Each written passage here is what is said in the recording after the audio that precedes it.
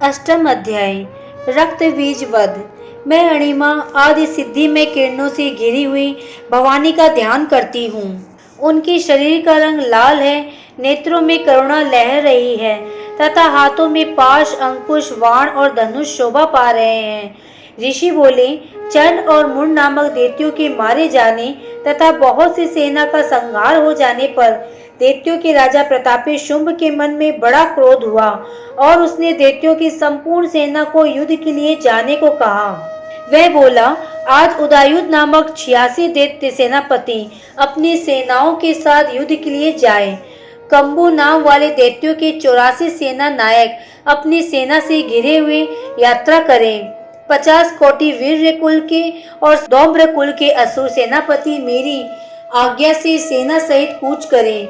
कलंग, दोहार्द, मौर्य और कालिकाय असुर भी युद्ध के लिए तैयार हो आज्ञा से तुरंत चल दें। भयानक शासन करने वाली असुर राजा शुंभ इस प्रकार आज्ञा दे हजारों बड़ी बड़ी सेनाओं के साथ युद्ध के लिए तैयार हुआ। उसकी अत्यंत भयानक सेना आते देख चंडिका ने अपने धनुष के टंकार से पृथ्वी और आकाश के बीच का भाग बुझा दिया। हे राजन, फिर तो देवी के सिंह ने बड़े जोर से दहाड़ना शुरू किया। फिर अंबिका ने घंटे के शब्द से उस ध्वनि को और भी बढ़ा दिया। धनुष के टंकार और सिंह की दहाड़ और घंटे की ध्वनि से संपूर्ण दिशाएं गूंज उठी। उस भयंकर शब्द से काली ने अपने विकराल मुख को और भी बढ़ा लिया। इस प्रकार से विजयिनी हुई। उस तुमुल नाद को सुनकर दैत्यों की सेनाओं ने चारों ओर से आकर चंडिका देवी सिंह तथा काली देवी को क्रोधपूर्वक घेर लिया।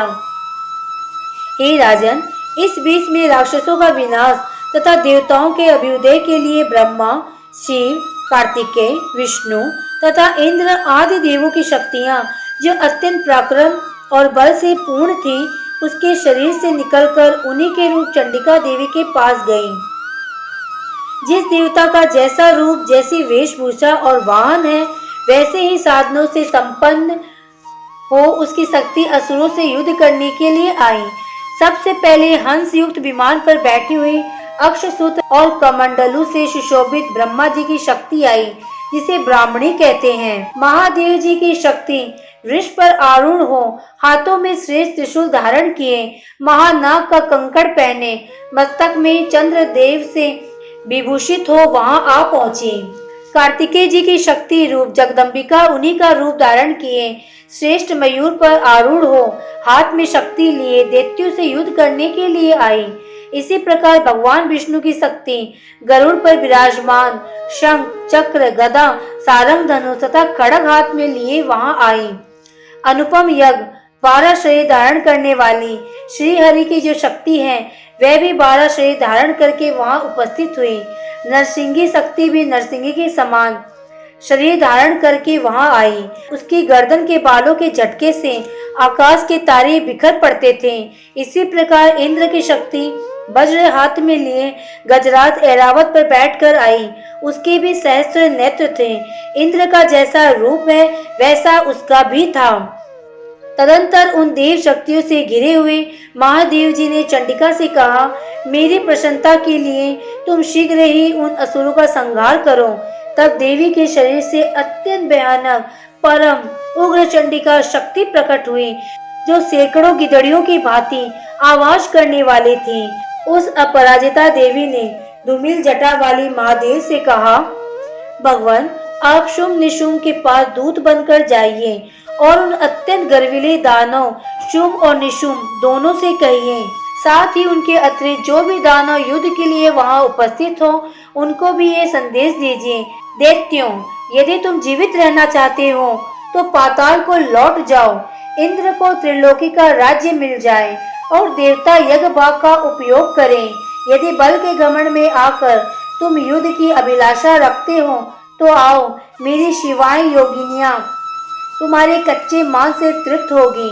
चूंकि उस देवी ने भगवान शिव को दूत के कार्य में नियुक्त किया था, इसलिए वह शिव दूती के नाम से संसार में विख्यात हुई। वे महादैत्य भी भगवान शिव के मुख से देवी के वचन सुनकर क्रोध में भर गए और जहाँ कात्यायनी विराजमान थी, उस ओर बढ़े। तदंतर वह दैत्य अधर्म में भरकर पहले ही देवी के ऊपर वाण और शक्ति और वृष्टि आदि अस्त्रों की वृष्टि करने लगे। उस देवी ने भी खेल खेल में ही धनुष के टंकार की और उसके छोड़े हुए बड़े बड़े वाणों के द्वारा दैत्यों के चलाए हुए वाण, शूर शक्ति और फरसों को काट डाला। फिर काली उनके आगे होकर शत्रुओं को शूल का प्रहार से विदीर्ण करने लगी और खड़वाक से उनका कचुम्बन निकालती हुई रणभूमि में विचरने लगी। ब्राह्मणी भी जिस जिस ओर दौड़ती उसी ओर अपने कमंडलों का जल छिड़क कर शत्रुओं के ओज और पराक्रम को नष्ट कर देती थी। माहेश्वरी ने त्रिशूल से तथा वैष्णवी ने चक्र से अत्यंत क्रोध से भरी हुई कुमार कार्तिकेय शक्ति से दैत्यों का संहार आरंभ किया। इंद्र शक्ति के वज्र से विदीर्ण हो सैकड़ों दैत्य दानों रक्त की धारा बहाते हुए पृथ्वी पर सो गए। बाराही शक्ति ने कितनों को अपने थुथनों की मार से नष्ट किया।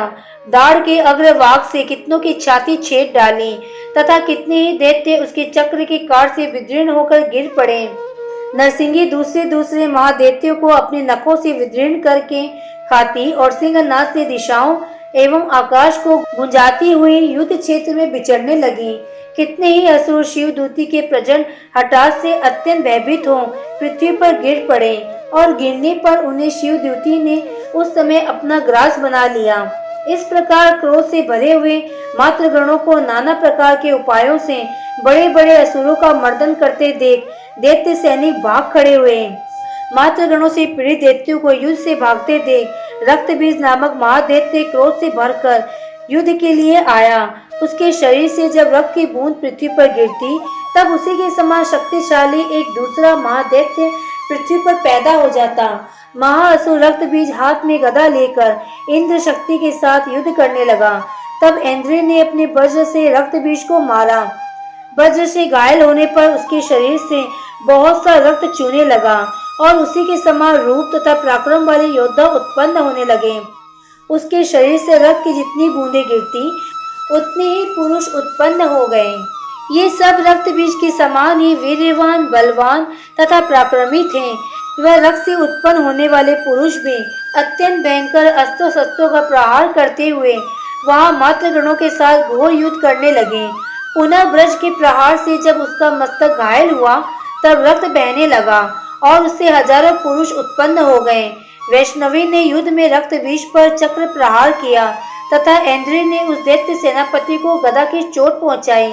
वैष्णवी के चक्र से घायल होने पर उसके शरीर से जो रक्त बहा और उससे जो उसी के बराबर आकार वाले सहस्त्रों महादैत्य प्रकट हुए, उनके द्वारा संपूर्ण जगत व्याप्त हो गया। कौमारी ने शक्ति से, बाराही ने खग से और माहेश्वरी ने त्रिशूल से महादैत्य रक्तबीज को घायल किया। क्रोध में भरे हुए इस महादैत्य रक्तबीज ने भी गदा से सभी मात्र शक्तियों पर पृथक पृथक प्रहार किया। शक्ति और शूल आदि से अनेक बार घायल होने पर जो उनके शरीर से रक्त की धारा पृथ्वी पर गिरी, उससे भी निश्चय ही सैकड़ों असुर उत्पन्न हुए। इस प्रकार उस महादैत्य के रक्त से प्रकट हुए असुरों द्वारा संपूर्ण जगत व्याप्त हो गया। इससे देवताओं को बड़ा भय हुआ। देवताओं को उदास देख चंडिका ने काली से शीघ्रता पूर्वक कहा, हे चामुंडे, तुम अपना मुख और भी फैलाओ तथा मेरे अस्त्रपात से गिरने वाले रक्त बिंदुओं और उनसे उत्पन्न होने वाले महादैत्यों को तुम अपने इस उतावले मुख से खा जाओ।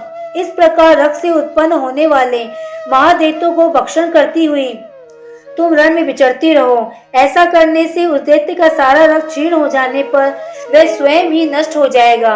उन भयंकर दैत्यों को तुम खा जाओगी, तब दूसरे नए दैत्य उत्पन्न नहीं हो सकेंगे। ये कहकर चंडिका देवी ने शूल से रक्तबीज को मारा और काली ने अपना मुख में उसका रक्त ले लिया। तब उसने वहां चंडिका पर गदा से प्रहार किया, किंतु उस गदापात ने देवी को तनिक भी वेदना नहीं पहुंचाई। रक्तबीज के घायल शरीर से बहुत सा रक्त गिरा, किंतु जो ही वह गिरा तो ही चामुंडा ने उसे अपने मुख में ले लिया। रक्त गिरने से काली के मुख में जो जो महादैत्य उत्पन्न हुए उन्हें वो चट कर गई और उसने रक्तबीज का रक्त पी लिया।